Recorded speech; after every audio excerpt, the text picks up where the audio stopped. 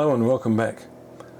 If there's one thing that can really make an ordinary photograph look much more interesting, it's a dramatic sky. And often we can take advantage of nature when we're out in the field and capture some very interesting skies. But sometimes nature doesn't cooperate and we're left with either a bald blue sky or even worse, a featureless grey overcast sky. And in those instances, we're going to want to replace the sky with a new one. And if we want to maintain the authenticity of the photograph, you will need to use your own skies and not the ones provided by Adobe or anyone else. So in this video, I'm going to take a look at a couple of different methods for simply replacing a sky in a photograph and show you that there's more than one way to get to the end result. So let's jump in and take a look. So let's firstly take a quick look at a few images where there was an existing dramatic sky that really added to the atmosphere and the mood in the photograph. And some of these, it's obvious that having the sky with a lot of interest in it makes a massive difference to the story. These are from all over the world in different locations, and we've been very fortunate to be able to find some really interesting skies at different times of the day and afternoon and make use of those in the photograph. And especially these in Scotland were very dramatic, and from parts of Australia, when you've got a beautiful sky, you make use of it. But then what happens when you've got a photograph like this one taken north of Svalbard in the high Arctic, 1 a.m. in the morning, a completely overcast sky, completely featureless, and it just really detracted from the photograph. So being able to add in a sky to add some interest into that rest of the photograph made a massive difference. Or taking another example, this one of these rainbow lorikeets, the pale blue sky, beautiful sunny day, but boring. So what happens? We can put another sky in that adds an element into the background. And of course, all of these skies are my own skies. I would not use any provided by Adobe or anyone else, because then it's no longer my photograph. Now here's a photograph taken of part of Sydney Harbour. It was actually quite a nice day. It was an interesting sky, but if you replace the sky and put something in that's not appropriate, it completely destroys the photograph. So here's an example of what not to do. Don't add in a colourful sunset sky when it's obviously not sunset.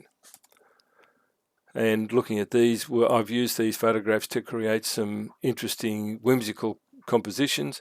This was a seahorse photographed in a tank against a blue background. Well, why not turn it into a sky photograph just for a bit of fun? And this one taken up in Queensland. There was a storm approaching, but the storm was coming from behind us. My friend was looking out to sea, so I photographed the sky from the other side and then put it in here to add a lot more drama into the photograph. And that was the original sky taken a few minutes later looking down to the south. And another whimsical creation using another example of the fish tank and a sky added in to create some whimsy. That's the original photograph from the fish tank. And even a photograph taken in Iceland around the Vik area. The sky was bland and overcast. By adding another sky in, this one's not a great example because it's a little bit too bright, but it does completely change the atmosphere. If we go back to the original, it's a very different photograph. So being able to replace a sky with a new sky is a valuable tool to have in your arsenal. And even something like this, a very bland sky looking straight up into it, by adding a texture, you've created a different image. So let's now dive in and have a look at how we can go about and using these tools to replace the sky and make a very effective photograph. Now, the first thing you're going to need to do to be able to replace the skies is to make a collection of skies from Lightroom, put them all into a collection, and then you'll need to export them as image files into another folder on your desktop or wherever you store your photographs.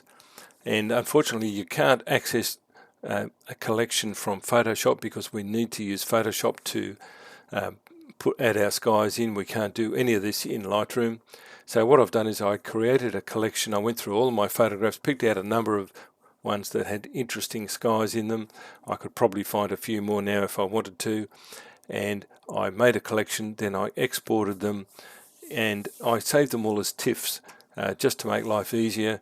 Saved them into a new folder that I set up, called it Skies, in amongst all my other image files, and then we can access that from Photoshop. So let's jump over into Photoshop and I'll show you how to then use the sky replacement tool to add in your own skies.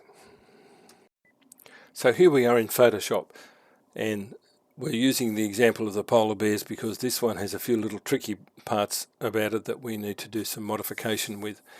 But the first and simplest method is to use Photoshop's sky replacement option, and to find that we go to the edit menu, sky replacement, and by default it will open up and it will use one of Photoshop's default skies. Now I'm just going to come back here and pick one of these ridiculous sunset skies, which are not my images.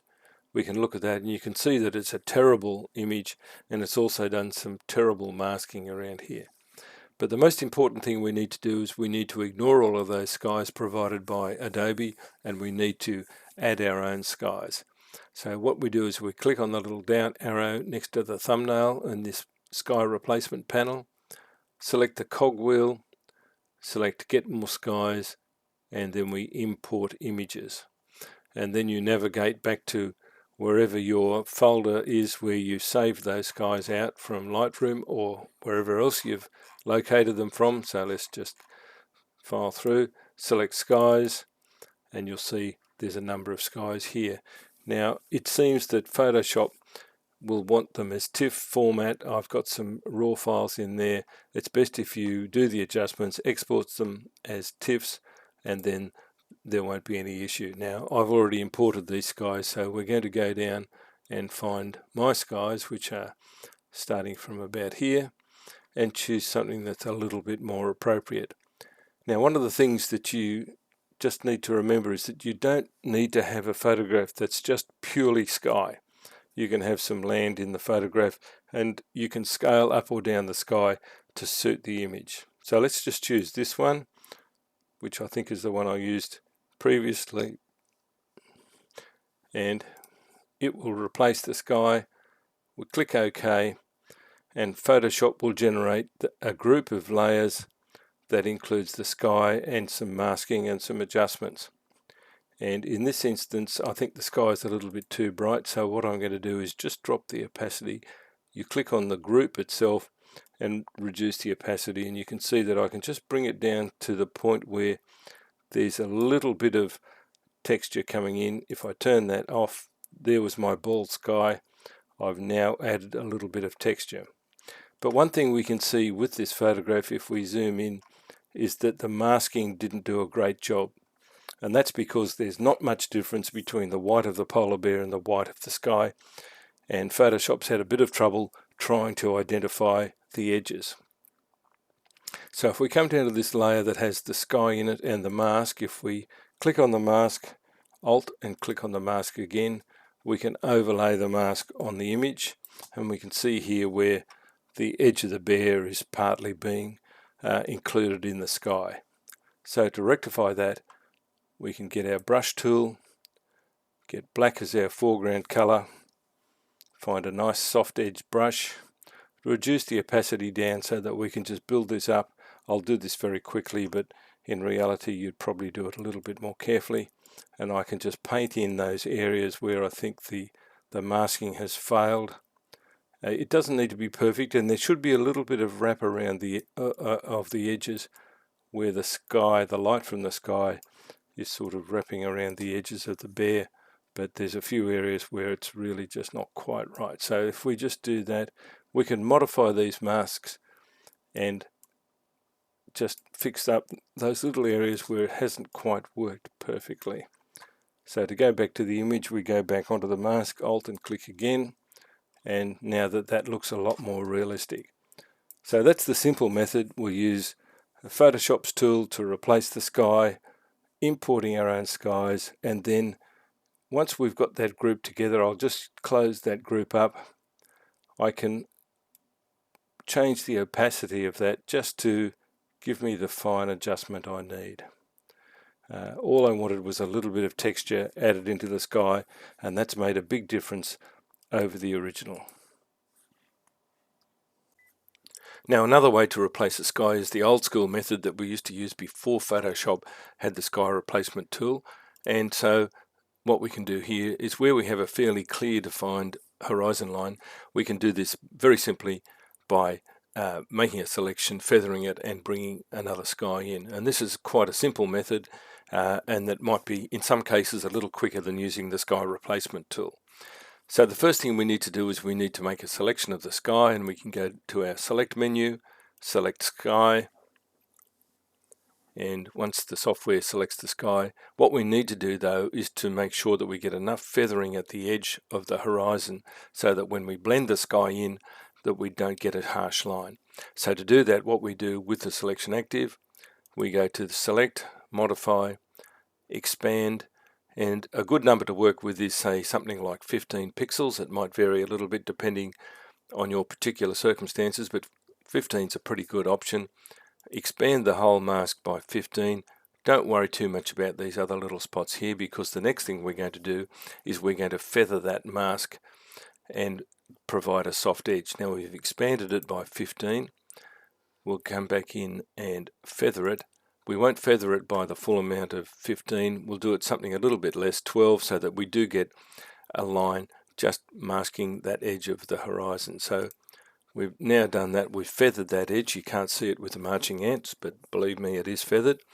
And then, of course, what we want to do is we want to invert this, because we want the foreground to be selected and not the sky. So finally select, inverse.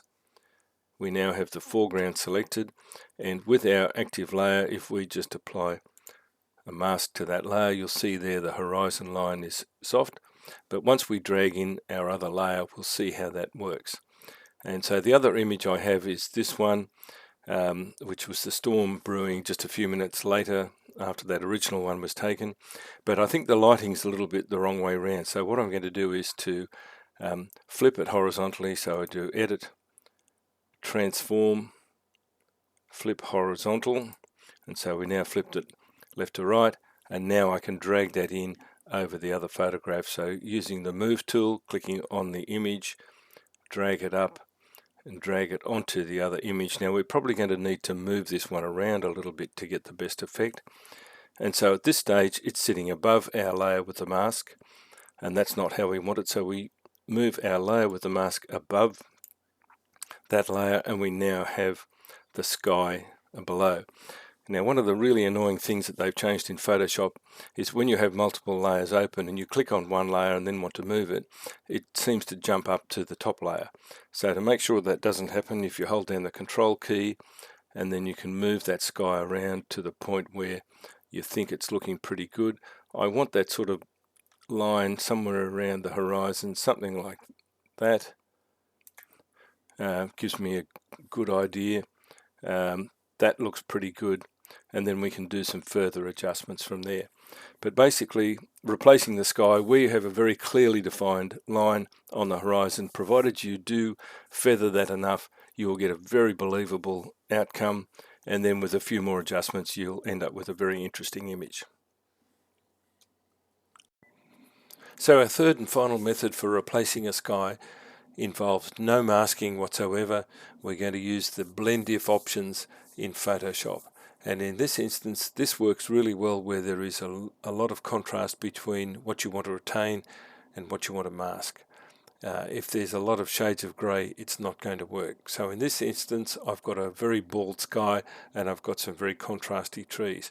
This is the perfect example that we can use. So what I've used in this one was, I found a layer of a concrete texture, and I'm going to use this. So again, I'm just going to use the Move tool, drag it over onto my base layer, hold down the Shift key, lock it in. Now in this instance, it's a different image size from the background, and so I'm going to stretch it to fill. And because I'm adding the texture, it's not an important part of the image, so it doesn't matter if the resolution is a little bit different. So shortcut to resize the image is Control T, or Image Transform Scale, and I can just drag this up. In fact, if I overlay the edges or overfill the edges a little bit, it doesn't really matter. Click the tick box to lock that in. Now I have my texture layer. Now to allow the layer below to come through and access the blend if options, we come over to the body of the layer, double click on the blank part of the layer, and it opens up the layer styles dialog box. Now how we adjust that is that we want to blend parts of the image so that we expose the parts of the image below. So by looking at the underlying layer, which is the background layer, I move the blacks in so that I'm not blending the blacks, and you'll see if I drag that all the way through, then eventually there'll be nothing. So what we do is we drag the slider in until we start to see the blacks, and then by holding down the Alt key, I split this little rectangle, and so I get a little bit of feathering, and so I can control how much of that is coming through. And if you look carefully at the fine foliage there, you'll see where you get to just about include all of that, and then we can just feather that slightly, and so that looks okay to me. That's fine. Now the overall image is a little bit too dark, so simply all we would do now is add a curves adjustment layer to brighten the whole image up and add a little bit of contrast, and there we have it. No masking at all, nice and simple. So let's quickly look at another example where we are going to replace a sky. I've done the same thing. I've got a background layer. I have another layer that I've brought in, and I've used the blend if options. If I double click again, you can see here that I'm saying, well, I don't want to blend the darker tones in the underlying layer, and then I've split this fairly broadly so that I get a lot of feathering. And then if I click OK, but it wasn't quite perfect, so what I've done is, I'll just disable that now, is it selected a lot of the ocean as well, and now that became part of the sky, so I had to basically add a mask and paint that in. But that was pretty easy. I didn't have to do any other fancy masking, and again I can then adjust that sky so that I get just a little bit of the feel of the sky coming in. And again, if the result is not quite correct the way you want the tonality to look, we can then just add a little bit of overall contrast to the image, and we've got something that's quite an easy image to change, and we don't have to go into all those steps that we did previously. So there's 3 different ways that we can replace the sky in an image: the Photoshop simple sky replacement method, the manual make a mask yourself, or the blend if. And the blend if will work really well in some cases, but really badly in others. So I hope that's been useful. I look forward to seeing you again soon. Thanks for watching.